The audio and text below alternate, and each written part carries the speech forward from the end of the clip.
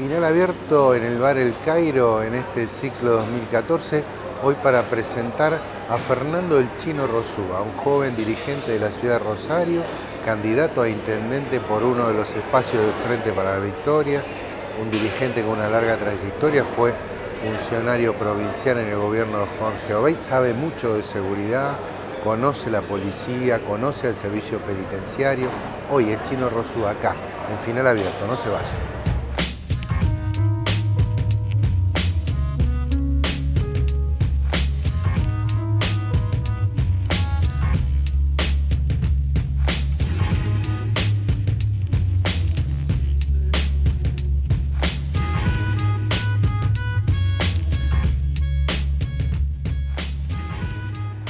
Aquí en el Café El Cairo, hoy con Fernando El Chino Rosúa, un hombre de la política, del peronismo, con una larga trayectoria, joven y a su vez con una larga trayectoria de militancia en la ciudad de Rosario. Fue funcionario provincial, especializado en las cuestiones de seguridad, estuvo en el servicio penitenciario en gobernaciones anteriores.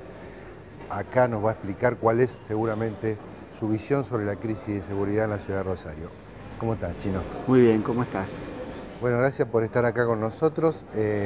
Estás en una nueva etapa, planteando por ahí la posibilidad de competir el año que viene en una candidatura a la intendencia, pero bueno, nos interesa eso, pero también nos interesa tu mirada actual respecto de los problemas de Rosario, ¿no? Que son problemas que están muy en el centro de la discusión, y pensaba en la cuestión de la seguridad, que ha sido tu métier, y has tenido ahí un desarrollo interesante. Si querés empezamos por ahí. Dale, pero igual una cosa tiene que ver con otra, ¿no? La decisión de disputar la intendencia tiene que ver con esto que estamos viviendo, con la situación y el clima que se está viviendo en Rosario, el miedo, la desesperanza, y esto nos lleva a dar la pelea por la intendencia porque sabemos cómo resolver estos problemas, ¿no? Entonces una cosa necesariamente se vincula con la otra. Mira, la situación de seguridad en la ciudad es una situación producto de una mala gestión, ¿no? Esto no es algo que viene de una ola internacional o nacional, como algunos la intentan demostrar, ¿no? Sí, esa idea de que el narcotráfico es un problema del mundo. Claro, es un problema del mundo y nosotros estamos en el mundo, entonces... No, lo que pasa en Rosario y en la provincia es el resultado de una mala gestión en seguridad. Y la mala gestión en seguridad arranca a partir de Hermes Wiener, de la gobernación de Hermes Wiener, y continúa con la gobernación de Antonio Bonfatti. No es que antes no había problemas de seguridad, antes también había problemas de seguridad, había problemas con las fuerzas de seguridad, con la policía, pero la gestión de Wiener y Bonfatti agravaron esta situación y generaron nuevos problemas que antes no existían. Entonces, esta falta de gobierno y falta de políticas claras en materia de seguridad combinan en la ciudad de Rosario con una situación social resultado de las últimas décadas, de una gran fragmentación social y sobre todo una gran brecha de desigualdad en la ciudad de Rosario, ¿no? Donde hay sectores con altos ingresos, alta calidad de vida y sectores absolutamente postergados.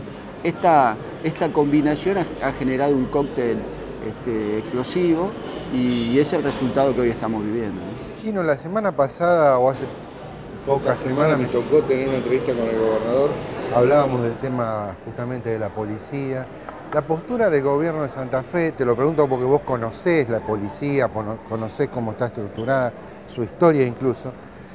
El gobierno dice, bueno, pero la policía se autopromovía hasta hace poco tiempo, digamos, pasaban una foja al gobierno, decían, bueno, este señor tiene una foja impecable, y nosotros, dice, de la política, en realidad lo único que hacíamos era tomar una foja y fijarnos que tal o cual estuviera bien, y si nos proponían tal, lo aceptábamos o no. Esa cosa de que había como una decisión al interior de la policía y que esa responsabilidad era compartida por toda la clase política de la provincia, digamos. Es como una especie de... Me refiero especialmente cómo se filtró el caso de Tonioli, por ejemplo.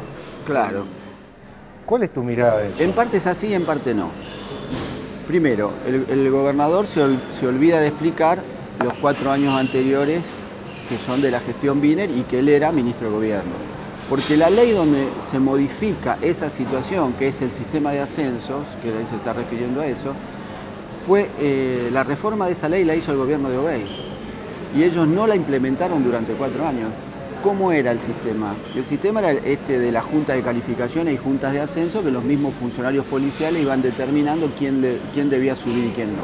Eso nosotros en el gobierno de Obey lo modificamos y generamos un sistema de concursos abiertos, donde además existían no solo funcionarios, había algún funcionario policial, pero había funcionarios del Ministerio de Gobierno, funcionarios del Ministerio de Educación y funcionarios del Poder Judicial. Eso se sancionó en el 2007. Durante los 4 años del primer gobierno socialista eso estuvo cajoneado. Recién lo sacaron ahora en el último año después que estalló la crisis de seguridad. Y ellos ahora relatan como que es algo que hicieron ellos, ¿no? Eso por un lado. Pero también cuando te llegaban las listas de ascenso, vos, funcionario político, vos las podías revisar. Y vos podías decir, este sí, este no, este sí, este no. Por eso hay muchísimos reclamos administrativos que hacían algunos policías que figuraban en la lista de ascenso, pero después el gobierno no los ascendía porque consideraban que no eran los funcionarios indicados para ascender. O sea que en parte el sistema tiene que ver con lo que decía el gobernador, pero en parte no. Y lo que nunca el gobernador habla es digamos, de la impericia de ellos en resolver este tema. ¿Ellos un poco, vamos a decir, se durmieron con eso? Totalmente. ¿O hubo una razón política? No, se durmieron. Yo creo que se durmieron y desconocían el tema. Esto es lo primero, ¿no? Y cuando vos desconocés el tema, podés ser sujeto pasivo de cualquiera te venda un buzón, ¿no? Y yo creo que el socialismo compró un buzón, le delegó el poder de la fuerza de seguridad a oficiales no de los mejores, durante los 4 primeros años, y esto fue generando un desmadre hacia abajo de la fuerza de seguridad.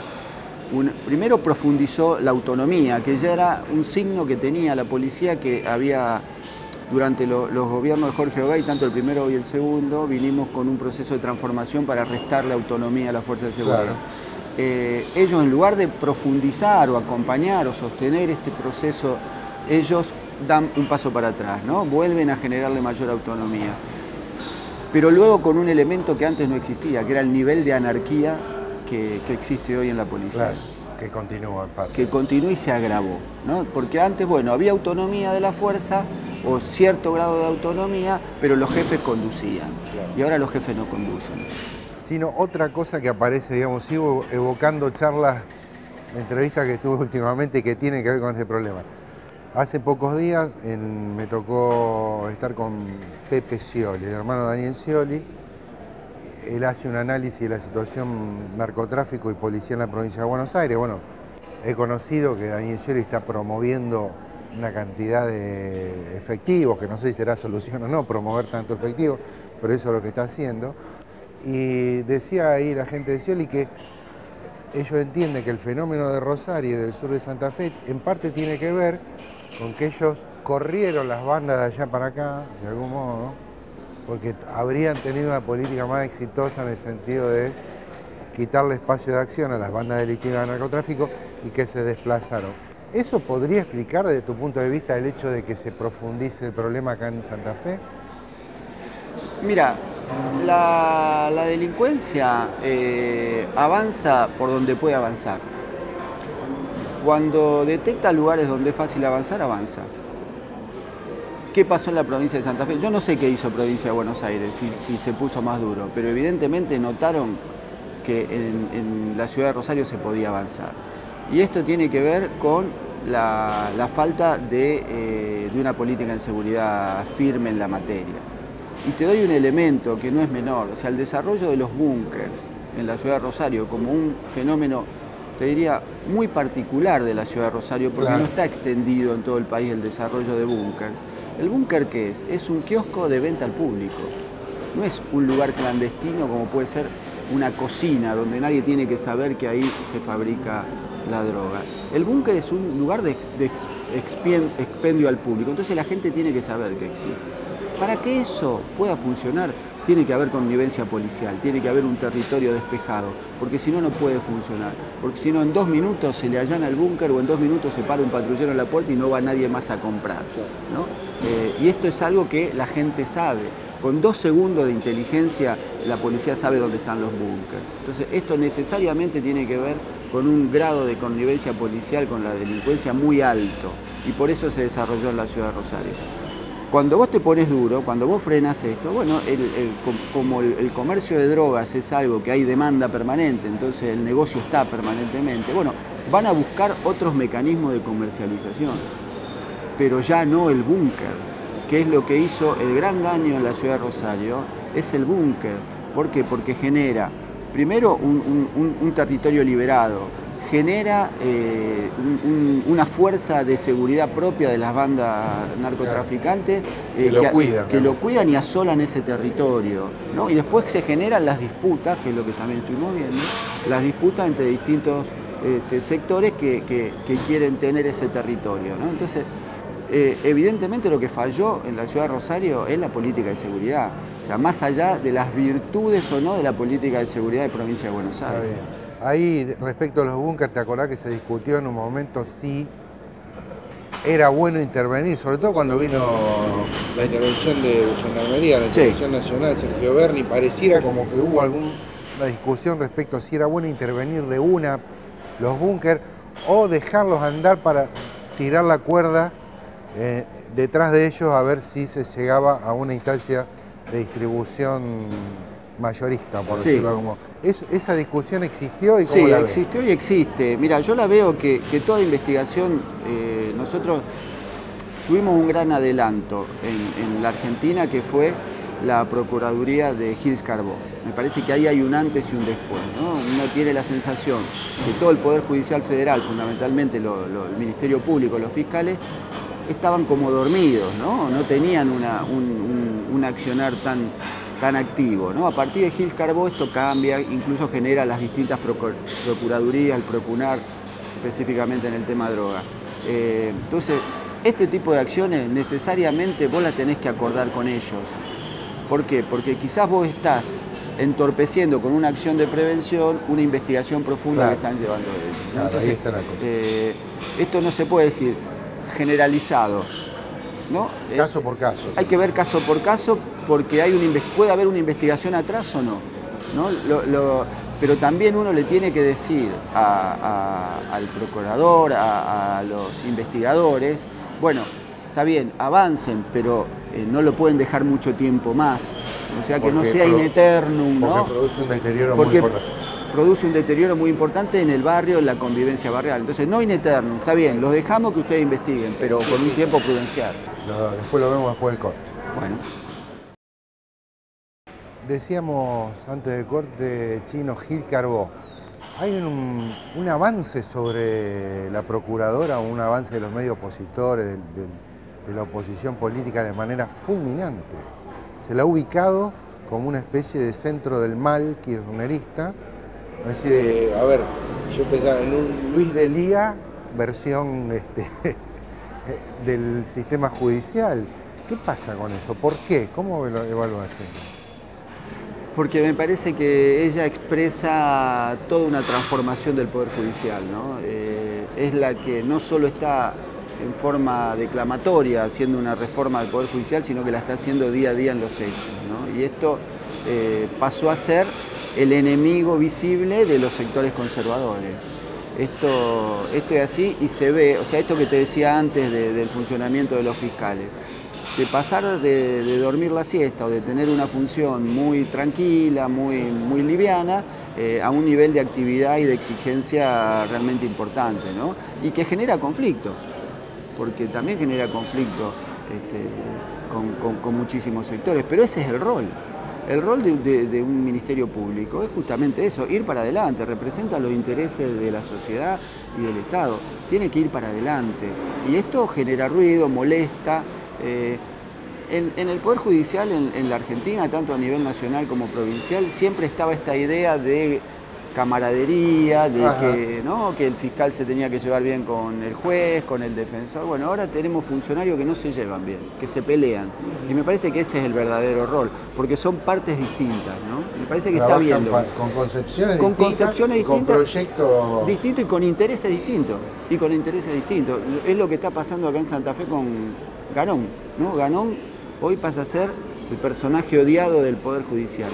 ¿Por qué? Porque se puso la camiseta de defensor y no de funcionario judicial. Entonces esto genera ruido, la Corte se molesta con las cosas que hace él, se molestan los fiscales, los jueces, claro, pero está cumpliendo su rol. Antes, y esto tiene que ver también el nuevo diseño, que por eso nosotros apoyamos la reforma judicial que se hizo, en realidad la ley se hizo durante la gestión de Obey y el socialismo la está implementando. Empezó a funcionar hace un año menos. Empezó a funcionar hace un año. La reforma del Código Procesal Penal. La del Código Procesal Penal en la provincia y el sistema de defensa pública y el sistema del Ministerio Público de la Acusación, donde vos separás, antes era todo Poder Judicial, ahora vos los separás, tienen estructuras diferentes, tienen superiores diferentes. Antes, tanto la Defensoría como la Fiscalía tenían el mismo superior que era el Procurador, ¿no? Entonces todos estaban pensando que tenían que ascender, entonces se tenían que llevar bien con el otro, ¿no? Entonces ahora es distinto, son canales distintos, estructuras distintas. Y con una cosa que me parece importantísimo destacar, que es lo de tanto el fiscal general como el defensor provincial Ganón, no es de por vida su nombramiento, duran 7 años y no pueden ser reelegibles. Entonces tiene absoluta libertad para plantear lo que ellos quieren, no tienen que estar cuidando su jubilación, ¿no? Y esto me parece que es un dato importante para analizar en una futura reforma del Poder Judicial. A nivel nacional, bueno, en esta semana se está implementando también una reforma parecida. Curiosamente, la oposición política no la vota en el Congreso, ¿no? Es otra de las curiosidades de este país, que digamos se defiende, por ejemplo, en la provincia de Santa Fe, haber llevado a cabo un plan de este tipo, se lo defiende, digo, por el signo político del gobierno provincial, y se vota en contra a nivel nacional con la excusa o con la valoración de que sería un esquema para nominar más de 1000 y pico de nuevos fiscales, supongo, y que eso podría determinar la orientación de las investigaciones judiciales en la Argentina. No sé, ¿cómo ves eso? No, la oposición a nivel nacional vota todo en contra de lo que puede ser un triunfo para el gobierno, aunque ese triunfo signifique mejorar la calidad de vida de los argentinos, ¿no? No le importa esto segundo, lo único que le importa es que no sea un triunfo político para el gobierno. Y así, bueno, podemos nombrar cientos de leyes que por cualquier excusa se oponen. Lo que ellos no quieren es que el gobierno tenga éxito en alguna política, ¿no? Entonces esto es una manera de hacer oposición que nosotros no compartimos. Nosotros cuando estuvimos en el Consejo Municipal, que fuimos opositores, pero hubo cosas que a nosotros nos parecía que estaban bien, las votamos a favor. Por ejemplo, el tema de la creación del SUMAR, que es el organismo de recolección de residuos del Estado, ¿no? Y otras políticas, nosotros acompañamos a favor, porque eso, más allá que sea un triunfo del gobierno, es un triunfo de la sociedad. Una política pública innegable. Exactamente. Entonces esta gente tiene una manera de hacer oposición que nosotros no compartimos. Venimos de un año 2013 donde el kirchnerismo a nivel nacional, ya que traes el tema, tuvo una elección floja. Sobre el final de este año 2014 pareciera que se reconstituye la figura de la presidenta de algún modo. Empieza a haber un interrogante respecto al año 15, cuando toda la oposición estaba hasta hace 6 meses recontra convencida que el kirchnerismo no se iba a poder reconstruir. Bueno, en un clima con alguna similitud con lo que fue el año 10, quizá no igual porque era otra situación, pareciera una reconstrucción. ¿Vos cómo lo ves a eso? Yo veo que el kirchnerismo avanza cuando hay conflictos. Me parece que porque muestra su mejor cara, ¿no? La decisión, las convicciones, el rumbo claro. Me parece que cuando el conflicto se diluye o pasa a segundo plano, bueno, no resalta lo mejor, ¿no? Entonces esto lo hemos visto durante esta década. Y creo, bueno, que ahora estamos en una situación conflictiva muy grande, sobre todo con esta presión de los sectores de los fondos buitres y todo este poder financiero tratando de debilitar al gobierno, debilitar al país fundamentalmente, porque esto no es solo un gobierno, acá nos llevan puesto a la Argentina, hacia el futuro de la Argentina se va en esto, ¿no? Entonces, cuando hay estas situaciones, la presidenta se pone al frente con mucha claridad, con mucha fuerza, y esto suma porque aparte cada una de estas peleas esclarece, ¿no? Esclarece. Mucha gente que por ahí no se daba cuenta de lo que estamos viviendo, cuando se dan esta posibilidad de tener tan claro estas situaciones de riesgo, empieza a entender algunas cosas o escuchar algunas cosas. Esto pasó en la crisis del campo y me parece que está pasando ahora también, ¿no? Entonces, creo que pasa por ahí.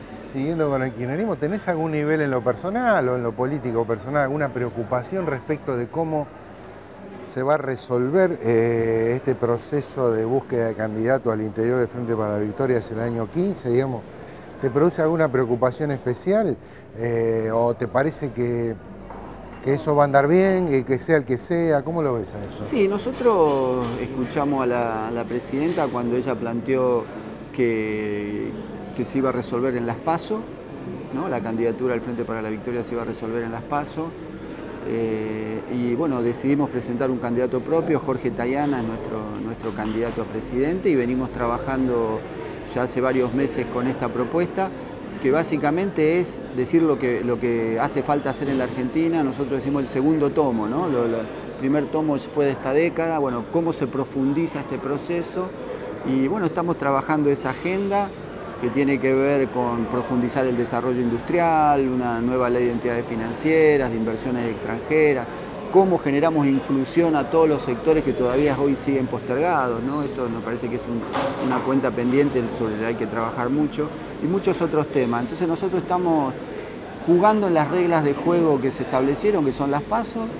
Si ganamos, mejor, y si perdemos, acompañaremos al que gane. ¿El proyecto kirchnerista está de algún modo en riesgo en el sentido de que pudiera, por ejemplo, una figura que dicen que es la que más mide, la figura más importante al interior del Frente para la Victoria, que no es una figura que represente en lo cabal, digamos, al kirchnerismo, me refiero a Daniel Scioli, podría correr el riesgo de algún modo descarrilarse, de algún modo moderarse, de algún modo transformarse en otra cosa este proceso, en el caso de que sea Daniel Scioli el que conduzca una etapa posterior, o es muy anticipado hacer esa valoración?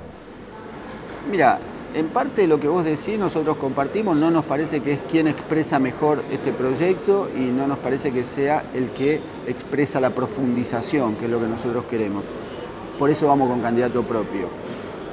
Pero por otro lado, Scioli es un hombre que no es traidor y eso lo ha demostrado, ¿no? Y yo creo que él no va a salir de este marco que marca el kirchnerismo. No creo que él intente otra cosa, ¿no? Sí está claro en los otros candidatos de la oposición, que es la restauración conservadora, ¿no? Me parece que Scioli en eso ha sido un hombre leal, ¿no? Uno puede tener diferencias, quizás nosotros somos más de ir a fondo, de querer transformaciones más profundas, ¿no? Pero no creo que él quiera sacar los pies del plato del proyecto. Gracias, Chino. Gracias a vos.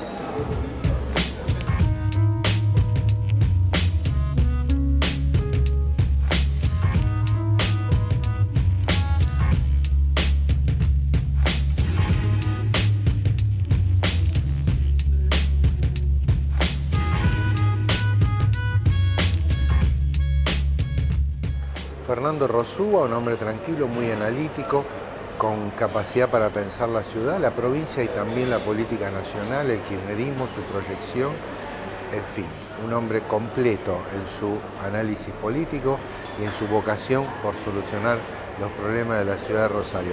Fue el chino Fernando Rosúa aquí con nosotros en Final Abierto. Nos esperamos la semana que viene.